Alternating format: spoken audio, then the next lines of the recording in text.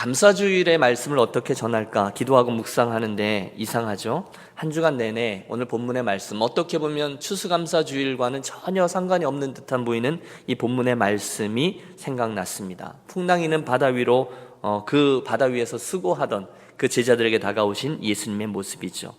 보통은 우리 땡스기빙 썬데이 그러면 여호와께 감사하라, 그는 선하시고 인자하고, 이런 말씀으로 오늘 이야기를 시작하는데요. 왜 이런 말씀을 계속 떠오르게 하실까 씨름하다가 하고 이렇게 그 말씀을 받습니다.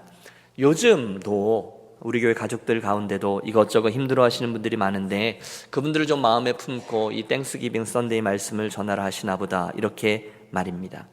물론 여러분 오늘 아침에 주예전으로 나오실 때에 상대적으로 삶에 별 어려움이 없으시다거나 또 평안하시다거나, 그래서 상대적으로 다른 분들보다 감사의 조건들을 쉽게 찾으실 만한 분들 우리 가운데 계실 것입니다. 그분들께 권합니다. 절대로 긴장을 풀지 마시고 교만하거나 하지 마시고 더 깊은 감사의 자리로 들어가서 감사가 진정한 의미의 감사를 낳는 축복을 경험케 되시기를 축복합니다. 하지만 동시에 요즘에 풍랑 있는 바다에서 수고하는 제자들, 그처럼 인생의 어려운 시기들을 통과하고 계신 분들이 계시다면 여러분, 감사가 축복의 씨앗이지 않습니까? 심지어 그런 분들까지도 오늘 이 본문의 말씀을 함께 상고하면서 어렵고 힘든, 풍랑조차 그 속에 있는 우리들조차 우리 안에서 찾을 수 있는 감사 제목들을 붙드는 이 아침이 되셨으면 좋겠습니다. 사실 이 본문은 수개월 전에 제가 이미 이 본문 가지고 설교를 한번 했었던 것입니다. 그때 그 설교의 포인트는 그 인생에 있는 여러 가지 어려움들을 우리에게 다가오시는 예수 그리스도 그분에게 집중함으로 믿음으로 극복해냅시다 라는 설교였습니다. 그런데 같은 본문을 감사라는 렌즈로 바라보며 묵상하다 보니 전혀 새로운 설교가 나오게 되었습니다. 하나님의 말씀은 날마다 새롭지 않습니까? 그래서 이 아침에 여러분, 좀 뜻밖의 본문이지만 이 본문 한 절 한 절 살펴보면서 풍랑 속에서도 우리가 여전히 찾을 감사들을 함께 만나보시겠습니다. 우리는 종종 인생을 바다로 비유하곤 합니다. 그렇죠? 바다에는 길도 보이지 아니하고요, 또 지나간 흔적도 남지 않습니다. 때로는 바다가 잔잔한 아름다움이지만 어쩔 때는 무시무시한 두려움입니다. 인생을 살다가 모든 게 다 잘 될 때는 우리 곧잘 교만해지기가 쉽습니다. 하지만 곧 그 바다의 한가운데서 조용히 아무도 보이지 아니하고 아무런 육재도 보이지 아니할 때에 우리는 금방 고독해지고 두려움을 느끼며 다른 누군가를 찾습니다. 그게 바다요, 또한 그게 인생입니다. 특별히 풍랑이 있는 바다는 우리로 하여금 늘 겸손의 자리로 되돌아가게 해 줍니다. 그리고 그것에서 주님을 붙들게 해 주시죠. 그날 이 본문에 나오는 갈릴리 바다가 그러하였다는 것입니다. 보리떡 5개와 물고기 2마리로 5,000명을 먹이신 놀라운 기적 후에 예수님은 제자들을 배태워 먼저 갈릴리 건너편으로 보내셨습니다. 그리고 당신은 홀로 있는 시간을 통해서 하나님과 당신의 인생을 깊게 조율하시죠. 그날 밤 제자들에게 문제가 생겼습니다. 오늘 24절과 25절의 말씀을 주목해 주십시오. 배가 이미 육지에서 술이나 떠나, 여러분 이해가 되십니까? 배가 이미 육지에서 술이나 떠나 바람이 거스름으로 물결로 말미암아 고난을 당하더라. 바람이 거스름으로 물결로 말미암아 고난을 당하더라. 그게 인생이죠. 사는 게 무엇이냐 누군가가 물을 때 여러분 누가 쉽게 그 답을 내놓을 수 있겠습니까? 우리들 가운데 많은 분들은 풍요로운 꿈을 안고 유학의 길을 떠나오셨을 겁니다. 또는 이민을 오셨을 겁니다. 또는 한국의 모든 것을 정리하고 뒤도 돌아보지 아니하고 오신 분도 있을 겁니다. 미국에 와서 우리가 얼마나 열심히 삶을 개척해 오셨습니까? 그런데 얼마 되지 않아 대부분의 사람들이 경험하죠. 가지고 온 것들 사라지고 그간 뭐 하나 변변히 이루어 놓은 것은 없고 설상가상으로 몸은 아파오고, 혹시 그래서 이 아침에 낙심 가운데 나오신 분 아니 계십니까? 참으로 풍랑 있는 바다, 그것이 우리들 인생의 모습입니다. 행복해 보이는 그런 집안이지만 모두 다 이런 풍랑들은 가지고 있습니다. 제 기억에 아주 힘든 가족들이 떠오릅니다. 주님을 함께 섬겼던 젊은 가족들인데요, 똘망똘망한 아이들 셋을 남겨두고 남편이 먼저 40대의 젊은 나이로 하나님의 부르심을 입습니다.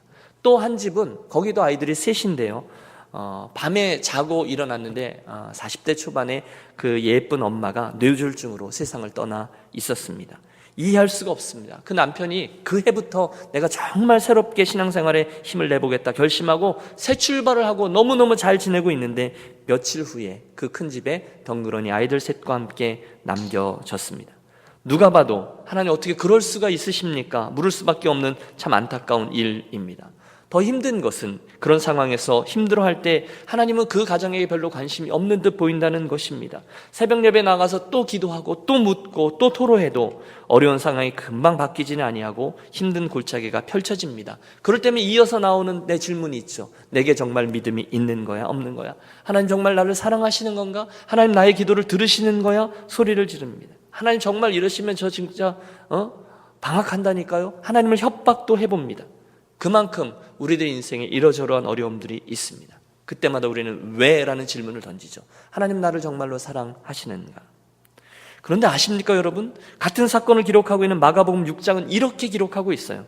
바람이 거스림으로 제자들의 괴로움에 놓아졌는 것을 보시고, 바람이 거스림으로 제자들이 괴로움에 놓아졌는 것을 보시고, 할렐루야. 여러분, 이 풍랑 속에서 우리가 첫 번째로 찾을 감사의 조건이 나옵니다. 그것은 바로 저와 여러분을 그렇게 사랑하는 주께서 우리가 어려움 가운데 풍랑 속에 괴로움에 놓아졌는 것을 보고 계신다는 겁니다. 여러분, 오늘 이 첫 번째 감사의 제목을 붙드십시오. 주님이 모르신다고요? 아니에요. 우리 주님은 다 아십니다. 다 보고 계십니다. 그러면 게임 셋인 것입니다. 성경은 분명히 제자들의 괴로움에 놓아졌는 것을 보시고라는 예수님의 모습을 증언합니다. 그렇습니다. 여러분, 우리를 사랑하시는 예수께서는, 아니 여러분을 사랑하시는 우리 예수님은 오늘 여러분께서 이 일로 저 일로 버거워하는 것을 다 보고 계십니다. 그때 우리들의 형편과 처지와 우리 안에 일어나고 있는 의심과 절망과 심지어 심통까지도 그분은 다 알고 계십니다. 이 아침에 여러분 어떤 태도로 나와 있는지, 이 아침에 여러분 우리가 무슨 감사 제목을 가지고 또는 무슨 기도 제목을 가지고 나오고 씨름하고 있는지 그분은 다 알고 계세요. 보고 계세요. 그것이 은혜인 줄로 믿습니다. 우리가 붙드는 첫 번째 감사 제목이에요.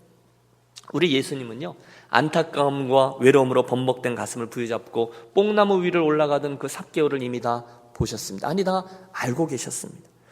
로마의 식민지 상황입니다. 세리장이라면 사람이기를 포기한 사람입니다. 동족의 피를 빨아먹던, 사회적으로 완전히 왕따였던 사람입니다. 돈밖에 몰랐을 겁니다. 또 그런데 주님은 그의 마음속 깊은 곳에 자리하고 있던 그 목마름을 보고 계십니다. 그 주님으로밖에 채워지지 않을 만한 그 공간 속에 그가 이러저러한 것들로 채우려고 하지만 쉽지 않습니다. 그러니 저가 안타까운 마음을 부여잡고 뽕나무 위를 올라가고 있죠. 삭개오야 내려오라. 내가 오늘 밤 내 집에 유하여야 하리라. 여러분, 다른 이야기가 없습니다. 주께서 저를 핀잔하시다거나 가르치시거나 하지 않습니다. 주님은 이미 저가 누구인지를 알고 계셨어요. 그 마음속 깊은 곳에 아무 것으로도 채워지지 아니하는 공간을 주님은 보고 계셨습니다. 그날 밤 기적이 일어나죠. 주님, 제가 재산의 반을 가난한 자들에게 나누어 주고 너에게 토색한 일이 있다면 4배나 갚겠나이다. 밤중에 주님께 나와왔던 니고데모는 어떻습니까? 주님은 그의 심령 깊은 곳 영혼의 외침을 알고 계셨습니다. 억지로 와보라 빌립의 강권함에 의해서 끌려왔던 나다나엘은 어떻습니까? 이는 참 이스라엘 사람이라 그 속에 간사한 것이 없도다. 주님은 이미 다 보고 계셨다는 거예요. 우물가로 물 기르러 나왔던 여인은 또 어떻습니까? 5번이나 다른 남편과 살고 지금도 또 다른 남자와 살고 있던 여인의 형편과 처지를 주님은 알고 계셨습니다. 보고 계셨습니다. 그러면 여러분, 이미 그런 이들에게 주의 은혜가 임한 줄로 믿으시길 바랍니다. 오늘 인생의 이러저러한 이유로 혹시 분함 가지고 외로움 중에, 버거움 중에 괴로움이 놓아졌는 분이 계시다면 오늘 이 시간 예수께서 저와 여러분들의 그 힘들게 놓아졌는 것을 바라보시며 우리 인생의 무게를 알고 계시며 잘해보려고 하다가 실패했던 그 경험들을 보고 계시다라는 사실을 믿고 감사를 회복하는 이 아침 되시기를 권합니다. 풍랑 중에 우리 찾을 첫 번째 감사는 풍랑 속에 있는 우리를 주께서 보고 계신다는 것입니다. 이어지는 말씀 25절과 26절입니다. 밤 사경에 예수께서 바다 위로 걸어서 제자들에게 오시니 제자들이 그가 바다 위로 걸어오심을 보고 놀라 유령이라 하며 무서워하여 소리 지르거늘. 여러분, 27절 함께 읽겠습니다. 예수께서 즉시 이르시되 안심하라, 나니 두려워하지 말라. 아멘. 여러분, 예수님의 이 음성에서 우리를 향해서 가지고 계신 당신의 모습과 우리들의 두 번째 감사가 자리합니다. 주님은 그들에게 오셔서 야, 물때를 잘못 맞췄니? 야, 일기예보 좀 보고 가지. 왜 풍랑이 있는 길로 이렇게 왔니? 그러지 않으십니다. 대신 주님은 그 고난 중에 있는 저들에게 직접 와주십니다. 그게 은혜이죠. 물론 예수님께서 저와 여러분의 인생에 다가오는 시간과 방법은 우리가 예상했던 것과 전혀 다를 수 있습니다. 새벽 3시에서 6시 사이, 밤 4경쯤입니다. 밤의 끝자락에 오셨습니다. 생각하고 또 생각해 봅니다. 오시려면 처음에 오시든지 아니면 중간쯤 오시지, 왜 죽어라 고생 다 했는데 이제 오시고 계신 것일까? 주님 너무하시네요. 제자들과 함께 그런 생각도 해봅니다. 그러나 여러분, 사실 우리 인생에 흔히 일어나고 있는 그 일은 그 하나님의 시간이 당신 보시기에 가장 정확한 때라는 사실을 믿으시기를 바랍니다. 왜 끝자락이었을까요? 저는 믿습니다. 여러분, 대부분이 바닷사람 출신들입니다. 갈릴리 바다에서 잔뼈가 굵은 어부들이 여럿 있었습니다. 그들이 해볼 수 있는 만큼 다 해본 그 마지막 시간이죠. 여러분, 우리가 여기서 깊은 영적인 교훈을 얻습니다. 그들이 해보고 완전히 다 포기하고 지쳐 포기할 그 시간이었다는 것입니다. 여러분, 이게 우리들이 경험하는 하나님이 잘 쓰시는 방법 아니던가요? 하나님 절대로 제 시간에 맞추시지 않습니다. 당신의 시간대로 옵니다. 대부분 그게 우리들의 욕심만큼 빨리 오지는 않아요. 그러나 지나고 나면 압니다. 내 인생의 가장 정확한 시간에 주께서 오시더라는 것입니다. 다가만 오십니까? 아니죠. 말씀하시잖아요. 나니 두려워 말라. 안심하라. 나니 두려워 말라. 해볼까요? 안심하라.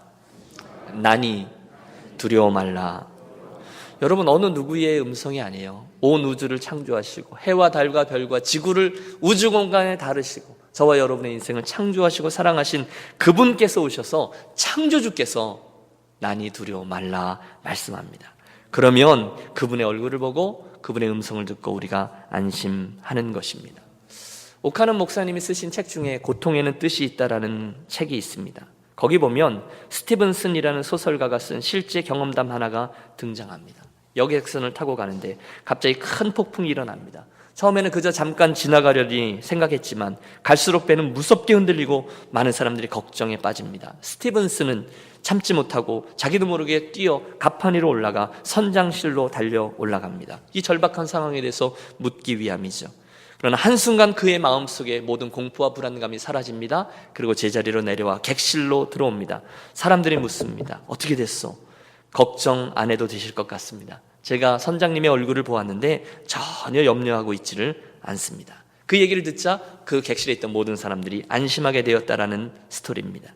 그렇습니다. 여러분, 풍랑이 있는 바닷속에 안심과 또 평안함 속에 있는 선장의 얼굴만 봐도 그들이 평안함을 되찾을 수 있는데, 하물며 창조주이신 우리 주님의 음성이겠습니까?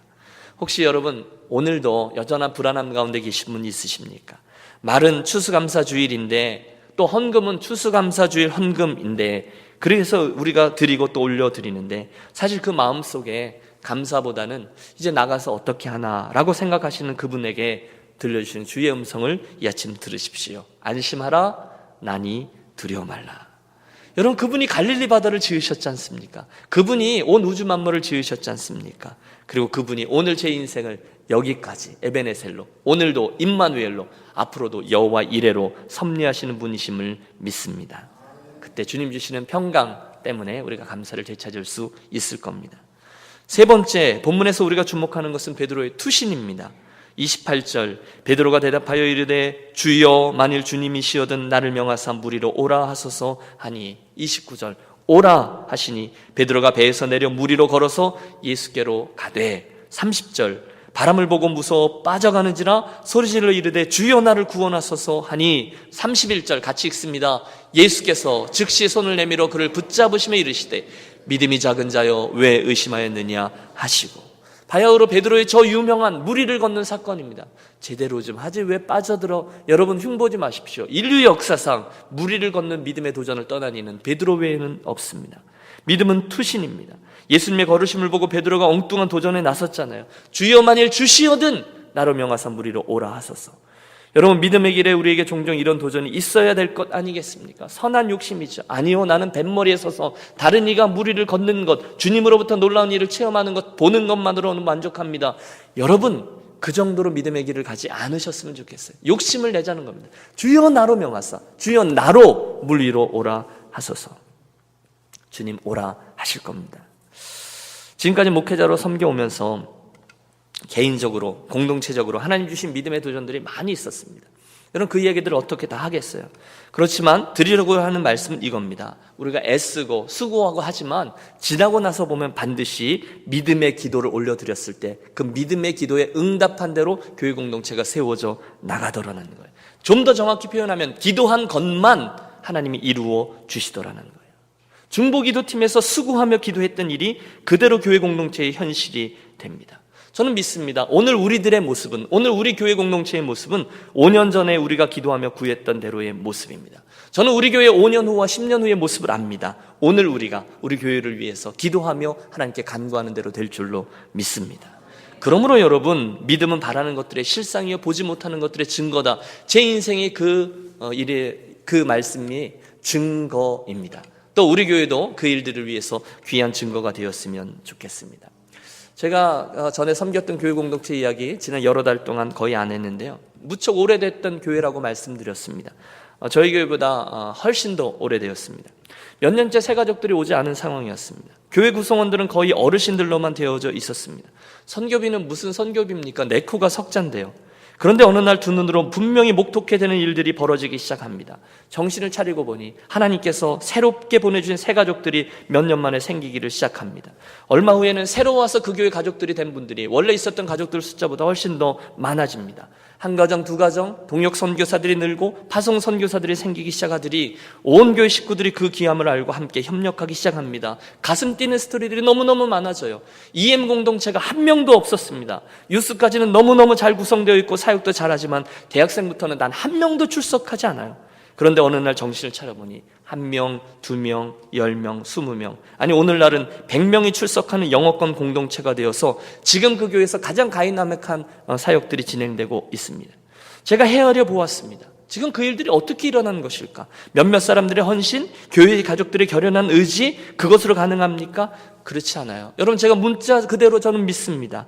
모두 다 하나님의 축복이었고, 좀 더 정확히 표현하면 그 열매들은 모두 다 아주 자그마한 가능성이지만 그것 붙잡고 믿음으로 구하고 기도했던 일들에 대한 하나님의 응답이었습니다. 바로 거기에 온 교우들의 감사가 자리합니다. 주께서 이 길이 맞다, 그 원리는 성경에 나오니까 말씀하실 때 주여 만일 주시여든 나를 명하사 물 위로 오라 하소서 구하는 것이고 오라 하면 나아가는 것입니다. 그리고 그 교회 공동체가 그 일들을 위해서 아주 자그마한 일들이지만 중요한 일들을 결정하고 또 영적인 원리에 따라서 순종해 나아갈 때 그 기도대로 어느 날 정신을 차려보니 기도했던 대로 교회의 모습이 세워지더라는 거예요. 여러분, 이야기의 포인트가 우리가 기도한 대로 여기 있지 않습니다. 믿음으로 구할 때 하나님께서 가장 선한 길로 인도해 주신다는 것을 말씀드리기 위함이죠. 제가 한번 금요 예배 때 말씀드렸습니다. 송구 영신 예배 때마다 저는 늘 우리 교회 가족들과 함께 기도 제목을 적습니다. 그래서 이쪽과 저쪽을 똑같이 적어서 한쪽은 본인이 킵하시고 한쪽은 부족하지만 담임 목사에게 줍니다. 그러면 제가 그것 가지고 여러분과 함께 기도합니다. 어떤 분들은 안 합니다.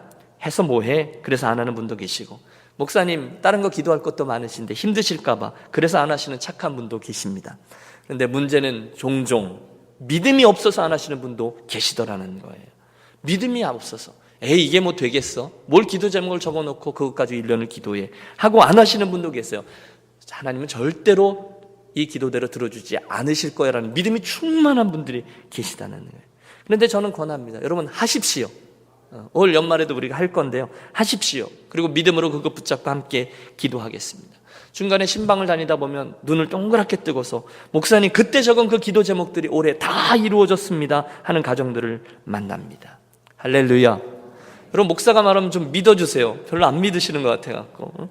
목사님 드디어 그토록 기도해오던 제 남편이, 그 왼수 같은 남편이 조금씩 마음의 문을 열고 있습니다. 조금만 더 기도해 주세요 라고 고백하는 분들을 만납니다. 그 믿음의 도전을 떠나십시오. 주여 나로 명하사 물 위로 오라 하소서. 이런 투신들, 그게 우리들의 세 번째 감사 제목입니다. 네 번째 감사, 특별히 베드로의 실패를 통해서 알게 됩니다. 30절을 보면 바람을 보고 무서워 빠져가는지라 소리질러 이르되 주여 나를 구원하소서 하니 예수께서 즉시 손을 내밀어 그를 붙잡으시며, 여러분 가장 감동적인 단어는 즉시입니다. 왜 그랬니? 베드로야 나를 봐야지, 그런 말씀하지 않으세요. 무조건 즉시입니다. 실패해서 건져내 주시는 주님의 손길이 우리들의 네 번째 감사 제목이라는 거예요. 여러분 올해도 실패해 보셨죠? 안 해보셨습니까? 이러저러한 실패 해보셨습니까? 우리들의 믿음을 연약하게 하는 실패들 말입니다. 그 실패의 추억들이 우리들을 힘들게 합니다. 믿어봤는데 잘 안 되기도 하고 육신의 정욕을 쫓다가 실패해본 경험도 우리에게 있습니다. 그리고 그 실패의 경험은 아주 나쁩니다. 기분 나쁩니다. 주께로 나와 기도하는 나의 모습에도 영향을 미칩니다. 주께서 내 기도를 들으시겠어? 난 실패자인데. 놀라운 것은 주께서 그 실패의 자리에서 베드로까지를 꺼내 주시더라는 거예요. 목사로 살다 보면 종종 낙심되는 상황들을 만납니다. 열심히 했는데 그 결과가 기대만큼 이루지 못할 때 낙심합니다. 목사뿐이겠어요? 누구나 그럴 겁니다. 나는 참으로 좋아라 하는데 그 결과를 보고도 기뻐하는데 종종 어떤 열매가 생겨서 막 기뻐하는데 교회 가족들 중에 실제로 어떤 분들은 그걸 전혀 기뻐하지 않는 모습을 제가 볼 때 저는 낙심합니다. 그래서 이런 싸늘한 느낌 있지 않습니까? 그런 분들이 계세요. 그러면 가슴이 결립니다. 의기소침해지는 경우도 있습니다. 여러분, 제가 맨날 실실 웃으니까 항상 좋겠습니까? 제가 슈퍼맨이겠습니까? 아니요. 힘들 때 있죠. 낙심될 때 있죠. 입 내밀고 있을 때 있죠. 그리고 나 자신에 대한 자괴감 때문에 이건 내가 목사라고 할 수 있나? 그럴 때가 있어요. 틀림없습니다. 언제 그럴까요? 바람을 보고입니다. 바람을 보고입니다. 상황과 환경과 사람들의 저에 대한 평가를 보고서 나아가다 보면 틀림없어요. 저는 빠져들 수밖에 없습니다. 그런데 감사한 것은 그때마다 제가 알게 되는 것은 제 안에 아주 자그마한 믿음이 있다는 거예요. 주께서 나를 택하셨고 주께서 나를 사랑하셨고 주께서 나를 그 이름도 귀한 이 사명의 자리로 부르셨다는 믿음이 있어요. 그래서 간구하는 거죠. 주님 아시죠? 주님 나를 구원하소서. 그때 그 간구가 있자마자 예수께서 즉시 손을 내밀어라고 되어 있습니다. 할렐루야. 여러분 실패하셨죠? 내 마음 하나 내 마음대로 다스리지 못하시잖아요. 내 정욕도 하나 내 마음대로 다스리지 못하시잖아요. 그래서 실패하죠. 내가 절대로 여기 오지 않으리라. 내가 다시는 그 죄를 반복하지 않으리라. 결단해도 실패합니다. 그때 주님이 오셔서 야, 왜 그러냐 도대체 좀 더 믿지 그러냐 그러면서 우리에게 다가오셔서 꾸짖지 않으시고 먼저 우리를 꺼내어 주신다는 거예요. 그게 감사 제목이에요. 여러분 어떠세요? 실패 속에서 주님을 부르짖어 보셨습니까? 그분이 일하시던가요? 아니면 여러분을 버려 두시던가요? 여러분 오늘 저와 여러분이 그 연약함 가운데도 그래도 하나님의 사람으로 살아가겠다고 그래도 해보겠다고 이 자리에 나와서 이렇게 예배할 수 있는 것은 바로 많은 실패들이 있었지만 그분 사랑의 손길, 건져내 주신 손길 때문인 줄로 믿습니다. 안 그러면 그냥 거기 있을 겁니다. 오늘 본문은 이 모든 일이 결국은 합력하여 선을 이루게 되는 해피엔딩으로 맞춰집니다. 우리 함께 32절과 33절의 말씀을 합독하겠습니다. 배에 함께 오름에 바람이 그치는지라 배에 있는 사람들이 예수께 절하며 이르되 진실로 하나님의 아들이로소이다 하더라. 무슨 얘기죠? 그들의 배에 예수께서 오르심에 바람이 그치게 되었다는 거고 그 증거로 인하여 주변에 있던 많은 사람들이 그분이 누구인지를 알게 되었다는 거예요. 와, 주님은 저분은 정말로 살아계신 하나님의 아들입니다.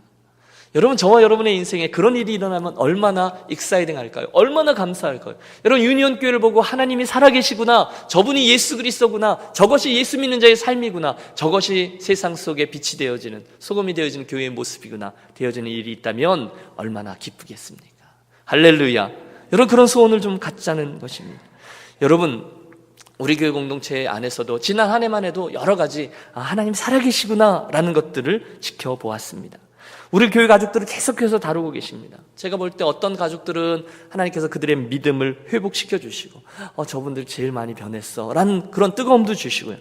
또 어떤 가족은 불같은 시련 속에서도 그것을 지켜내고 큰일 났네 라고 생각했지만 지나고 나서 보니 그것들을 믿음으로 잘 이겨낸 가정도 계시고 또 어떤 가정에는 이러저러한 헌신의 스토리들도 주시고요. 저는 우리 안에 주신 그 스토리들을 말씀드리는 거예요. 그 간증들이 우리들의 감사 제목이죠. 지난주에 우리 백명자 권사님 성가대 올라가서 서셨어요. 여러분 우리가 얼마나 그분 때문에 깜짝 놀랐고 마음 졸이며 눈물로 기도했습니까? 그리고 하나님께서 정말로 모든 의사들이 기적이라고 이야기하는 과정들을 통해서 그분을 회복시켜 주셨습니까? 그분 찬양하는 모습이 얼마나 은혜가 되든지요. 사랑하는 여러분, 그것이 이제 하나님께서 당신의 영광을 우리를 통해서 드러내시는 거죠. 진실로 하나님의 아들 이로소이다. 말씀을 맺으려 합니다. 지난 한 해 동안 사랑하는 여러분, 저와 여러분에게 어떤 감사의 조건들이 있으셨습니까? 우리를 구원하신 하나님 그 믿음에 대한 감사가 있습니다. 또 함께 이 믿음의 길을 갈 수 있는 배, 유니온 교회라는 공동체에 대한 감사도 있습니다. 나아가 지난 한 해 동안에 많은 풍랑들이 우리들에게 있었지만 그 가운데 하나님이 허락해 주신 스토리들과 간증들로 인하여 감사합니다. 오늘 혹시 풍랑 중에 계십니까? 이런 저런 풍랑들은 우리 인생에 기속될 것이지만 또 그런 시기들이 때때로 닥쳐올 것이지만 여러분 그 풍랑 가운데를 뚫고 들어오시는 주님 향한 감사들이 선명해지고 회복되어지고 풍성히 누리시는 이번 추수감사절기가 되시기를 주의 이름으로 축원합니다. 기도하겠습니다.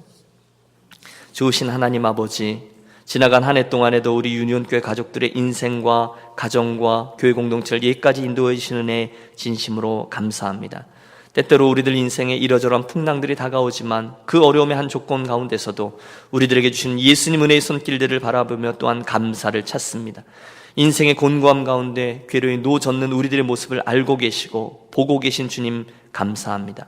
풍랑이는 우리 인생에 다가오셔서 안심하라 위로해 주시는 주님 감사합니다. 중간중간에 오라 믿음의 도전으로 말미암아 주를 체험할 수 있는 기적의 자리로 초대해 주시니 감사합니다. 때때로 우리가 분명히 실패하지만 연약한 우리를 향해서 손을 뻗으시며 즉시 끌어올려 주시니 감사합니다. 하지만 무엇보다도 우리들의 그런 인생의 여정과 도전하는 몸짓들을 통해서 하나님 나라의 아름다운 스토리들과 또 시편으로 화하게 하시는 간증들로 인하여 감사합니다. 우리 교회 가족들 가운데 상대적으로 평안하고 어려운 일이 없고 모든 일이 잘 되는 평안함의 축복을 경험하는 이들로 인하여 감사하고, 동시에 요즘 인생의 풍랑으로 인하여 괴로이 노를 졌지만 오늘 말씀으로 인해 풍랑 중에서도 우리 찾을 감사의 제목들을 붙들게 하시니 감사합니다. 비록 무화과 나무가 무성치 못하며 포도나무에 열매가 없으며 감람나무에 소출이 없으며 밭에 식물이 없으며 우리의 양이 없으며 외양간에 소가 없을지라도 나는 여호와를 인하여 즐거워하며 나의 구원의 하나님을 인하여 기뻐하리로다. 하박국 선지자의 감사가 오늘 우리들의 감사가 되게 하여 주옵소서. 그 모습 보시고 아버지 더 크게 축복하셔서 여호와를 경외하는 자에게 주시는 하나님의 형통함이 가득한 인생들과 교회만 되게 하여 주옵소서. 이미 주신 은혜, 앞으로 허락하실 은혜 모두를 감사하며 우리 모든 감사의 근원적인 조건 되시는 예수 그리스도의 이름으로 기도하옵나이다. 아멘.